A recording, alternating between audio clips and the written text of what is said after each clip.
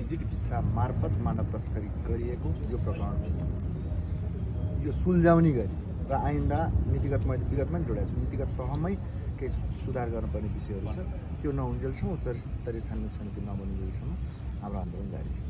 प्रधानमन्त्री बोल्नुहुन्छ आज प्रधानमन्त्रीको बोलेको त सुन्नुहुन्छ होला ध्यानपूर्वक के प्रधानमन्त्री बोल्नुहुन्छ हाम्रो आन्दोलन पनि सँगै हुन्छ।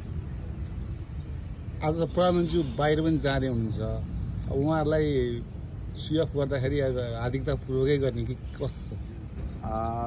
आज 34 दिनसम्ममा यो देशको चौथो दल जसले आम नागरिकको विषयमा आम नागरिक लुटिएको विषयमा आम नागरिकले दुःख पाएको विषयको 34 दिनसम्म आन्दोलित भइरहँदा सरकार प्रमुखले यसलाई नजरअन्दाज गरेको विषय पनि त सँगै छ नि त।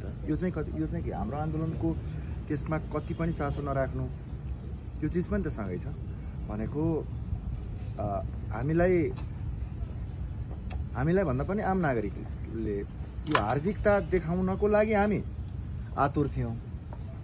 तपाईँको प्रश्नमा हामी यो हार्दिकता देखाउन आतुर नै हो तर यत्रा दिनसम्म हाम्रो मागको बारेमा कहीँ कतै पनि सम्बोधन नभइसके पछाडि आम नागरिकले के भन्नुभएको छ सदनमा आन्दोलन जारी राख्नु भन्नुभएको छ।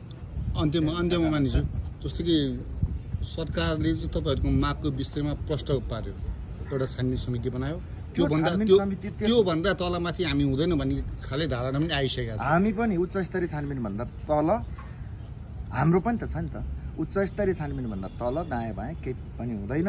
त्यो छानबिन समिति बन्या होइन क्या त्यसलाई छानबिन समिति भन्दै भनिँदैन होइन त्यो झारा टार्नको लागि गरियो त नि गरियो भनेर देखाइदिनको लागि चाहिँ र मुद्दा उजेल पार्न सकिन्छ कि भनेर गरिएको चिज हो।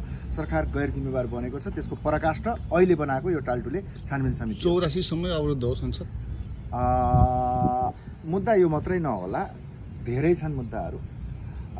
84 सम्मको लागि राष्ट्रिय स्वतन्त्र पार्टीले आउने दिनमा जनजीविकाका कुरामा आम नागरिकका कुरामा भ्रष्टाचार विरुद्धको अभियान हामीले छेडेका छौँ। यो सुशासनको लागि हाम्रा त 84 होइन 84 सम्म भन्नुभयो नि यदि